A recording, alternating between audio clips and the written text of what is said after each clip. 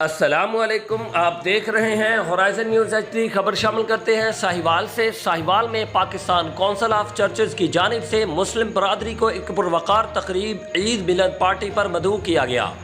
تقریب کا آغاز تلاوت قرآن پاک و دعا سے کیا گیا۔ اس موقع پر پیر حسان چشتی، پیر نعمان چشتی، مولانا عبدالحمید توسری، شیخ اعجاز احمد، پادری نوید کاشف، جرنلسٹ و سماجی کارکنان محمد محبوب چودھری، محمد فہیم سرور کمبو، محمد حماد رضا، شان احمد سمیت مسیحی برادری کے ساتھ ساتھ مختلف علماء کرام، سیاسی، سماجی و مذہبی شخصیات موجود تھیں۔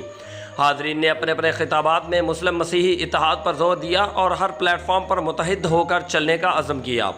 تقریب کے اختتام پر پاکستان کونسل آف چرچز، متحدہ عالمی علماء کونسل پاکستان اور ہورائزن آرگنائزیشن پاکستان کی طرف سے فلسطین میں جاری اسرائیلی بربریت کے خلاف احتجاج کیا گیا اور فلسطین کے مظلوم مسلمانوں کے لیے دعا کی گئی۔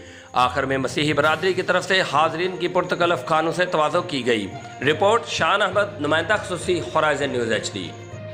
یا کوئی اور تقریب ہو، جب سے ہم امن کے لیے کام کرنا شروع کیا ہے، ہمارا ایک بھی سانس جو ہے وہ کسی قسم کا بھی الزام لگائے، جھوٹا پرچہ کروائے، مذہبی انتہا پسندی کی وجہ سے ہو یا کوئی اور ہو، جو جھوٹا ہے اس کو ہمیں جھوٹا کہنا چاہیے، جو سچا ہے اسے ہمیں سچا